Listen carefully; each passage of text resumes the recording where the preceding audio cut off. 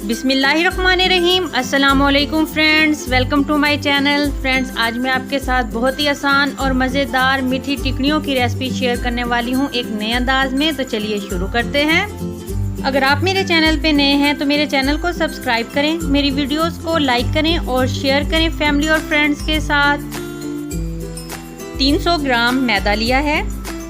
अब इसमें 4 चम्मच सूजी के डाल देंगे।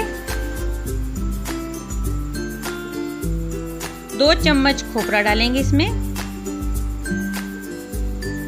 2 चम्मच ही तिल डालने हैं इसमें। 8 चम्मच शुगर पाउडर डालना है। अच्छे से मिक्स कर लेना है सब चीज़ों को।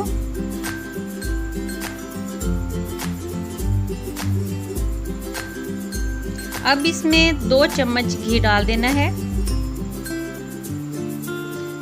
अच्छे से मिक्स कर लेंगे। ये ज़रूरत के मुताबिक कम या ज़्यादा कर सकते हैं।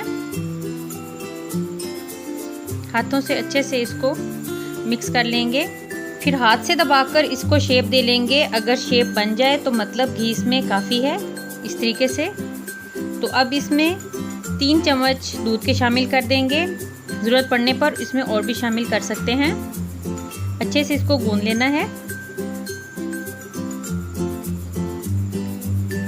ये अच्छे से गूंद लिया है। गूंदने के बाद इसको 15 मिनट का रेस्ट देना है। उसके बाद इसको 2 हिस्सों में इस तरीके से डिवाइड करके इसका एक डो बना लेंगे। थोड़ा मैदा डस्ट करके इसके ऊपर वो डो रख देंगे और हाथ से थोड़ा फैला लेंगे। अच्छे से बेल लेना है इसको।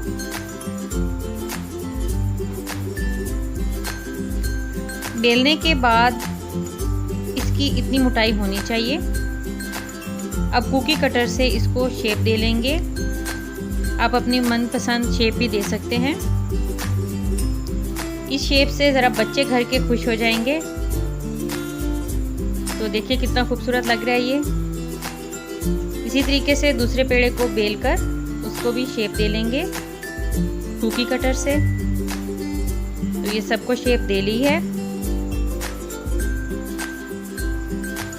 ऑयल गरम हो गया है, फ्लेम मीडियम है। अब इसमें एक एक करके तमाम डालते जाएंगे।